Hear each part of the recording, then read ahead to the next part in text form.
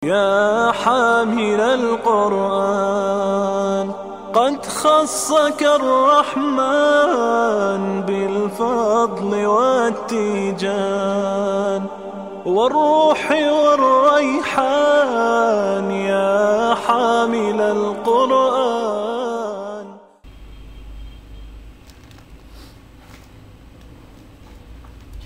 Assalamualaikum warahmatullahi wabarakatuh. Berjumpa lagi dengan saya Rashid dalam video tutorial menghafal Al-Quran kali ini. Pada video kali ini saya akan bicara tentang apa sih yang pertama harus dimiliki jika Anda ingin menghafal Al-Quran. Sebuah pertanyaan simpel dan sederhana, tapi banyak orang yang misunderstanding dengan pertanyaan ini. Kira-kira apa jawabannya?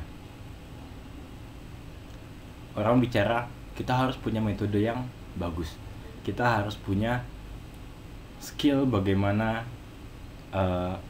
cepat membaca Al-Quran atau mudah membaca Al-Quran. Atau kita harus punya otak yang encer sehingga mudah untuk menghafal.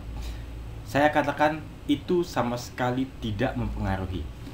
Jadi, selama saya berinteraksi kepada para hufaz dan menanyakan bagaimana kondisi atau apa yang mereka miliki sehingga mereka mampu menghafal 30 juz adalah mereka memiliki kemauan. Simpel bukan? Nah, saya pun merasakan demikian. Mengapa kemauan dan bukan tekad yang kuat atau semangat yang membaca atau dorongan yang hal-hal semacam itulah. Mengapa bukan seperti itu? Hal yang paling mendasar adalah ketika Anda memiliki tekad yang kuat, tekad tersebut bisa hilang. Tekad menjadi kuat, biasanya kan tekad itu seperti itu, mood. Kalau bahasa Sundanya mood. Nah, tekad kan bisa menjadi kuat, lama-lama lelah, titik jenuh, kemudian turun. Itulah karakter tekad.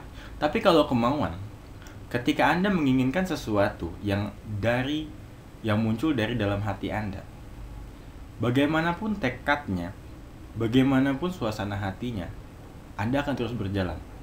Ketika tekad naik, Anda berjalan dengan lebih cepat, terus berjalan. Tekadnya turun, menjadi lebih lambat, tapi tetap berjalan seperti itu. Nah, seperti itu. Apa rahasia di balik menghafal Al-Quran? Yang pertama adalah sebuah kemauan. Yang kedua, ketika kita menyadari bahwa Al-Quran ini adalah kalam Allah Subhanahu wa Ta'ala, maka di situ ada yang disebut proses minta tolong. Ustadz Yusuf Mansur, saya terinspirasi dengan Ustadz Yusuf Mansur kalau beliau memberikan sebuah statement yang pertama kali dibutuhkan adalah niat. Sama dengan kemauan yang saya bilang tadi. Yang kedua adalah doa. Nah, di sini proses berdoa kepada Allah Subhanahu wa Ta'ala agar dimudahkan menghafal Al-Quran. Persiapkan hati, kemudian berdoa kepada Allah. Kenapa? Karena kalam ini adalah kalam Allah Subhanahu wa Ta'ala. Jadi, tanpa berdoa, ya bagaimana kita bisa meminta? Bagaimana kita bisa menghafal kalau meminta saja tidak mau sama yang punya? Kan seperti itu. Nah, kemudian barulah setelah itu, setelah kemauan atau niat, kemudian ada doa, barulah setelah itu metode, bagaimana menghafal yang baik, bagaimana teknisnya, segala macam. Nah, tapi intinya dua itu. Kalau dua kita sudah memegang, Anda sudah memiliki kemauan yang tulus dari dalam hati, lillahi ta'ala. Kemudian